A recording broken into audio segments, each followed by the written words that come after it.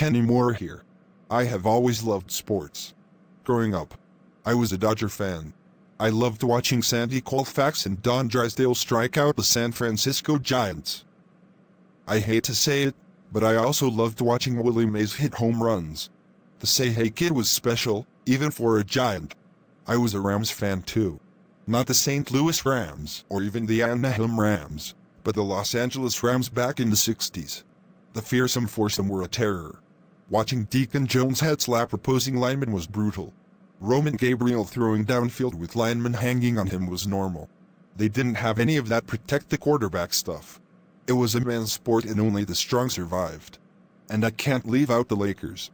I know most of these young folks grew up watching Kobe and Shaq, and they heard a lot about Showtime with Kareem and Magic, but in Los Angeles, it all started to gel in the 60s. That first championship team in the early 70s with Wilt Chamberlain and Jerry West won 33 games in a row. No team has been able to do that. Yes, we had great sports back in the day, but we also had great problems. Some people thought that we would never make it out of the 60s. There were all kinds of assassinations. John F. Kennedy, Malcolm X, Martin Luther King and Robert Kennedy were all assassinated in the 60s. There were a lot of bad times. Unfortunately, we had riots, looting and burning down of buildings too. We had political parties fighting, moral issues, church issues, and race issues too. But one thing I do not remember outside of a few examples in the Olympics was political or social issues in sports. When it came time for the game, we set all of that stuff aside and rooted for our team. Even if we didn't like each other that much, when it came to the team, we stood together whether it was the Dodgers, Rams or Lakers. The team unified. The team held us together. The team was our only concern. Outside of church, sports was a sanctuary. It was a place where we could unite no matter what was going on. It gave us unity, because the team was the focal point, not my politics or your politics. If our team lost, we all lost and dealt with the loss together. If we won, we all won and celebrated together. Whatever the situation was, we were in it together. Now everything has changed. Things have not gotten better. They have gotten worse on a scale never seen before. And the lockdowns because of COVID-19 has only exacerbated the situation. You would think that 1 million people have died from COVID-19, but no. However, I think more than 10 million people have gone crazy because of it. Governors locking down states forever. Kids cannot go to school, no work, church is shut down or you can go, but you can't sing and you must wear a mask. I can't sing with a mask on. I can barely breathe with a mask on. COVID-19 won't kill me, but maybe carbon dioxide and everything my body is trying to exhale will. I'm supposed to be breathing in fresh air, not the pollutants I just exhaled. Then the one thing which used to unite us has been taken away, sports. It is hard to believe that the entire country is turned upside down because a policeman went crazy. We need to lock up any cop or citizen that breaks the law. But now sports is politicized. The one place I used to be safe outside of church is no longer available to me. Stupid athletes like LeBron James are claiming that all black people are terrified of the police.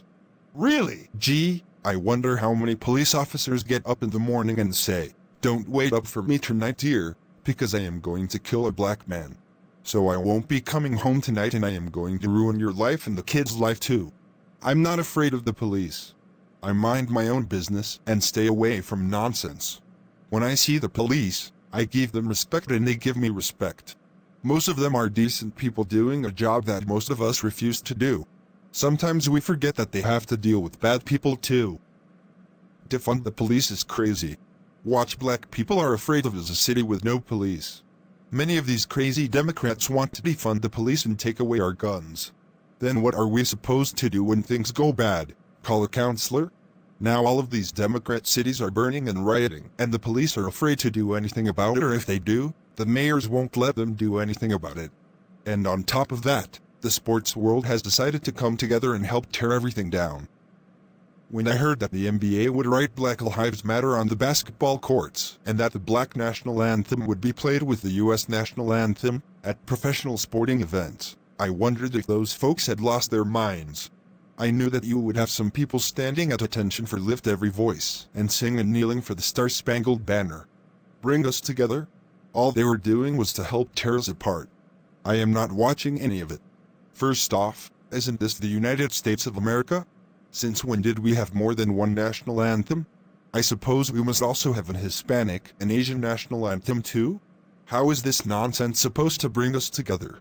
It will only divide us more. Either the marketing people for the sports leagues are stupid or they are Marxist, because what they are doing increases the divide, and will never unite. We need to unite under one flag, one anthem and one country. Get the politics out of sports and let the teams play. People can do whatever they want to do on their own time, but not on my time or with my dime. I don't watch sports to see players pretend to be social justice warriors. They can do all the social political stuff they want to do on their own time. I pay to see a game and to get away from that stuff. If they want professional sports to die, keep doing stupid stuff like this. I just won't be watching any of it.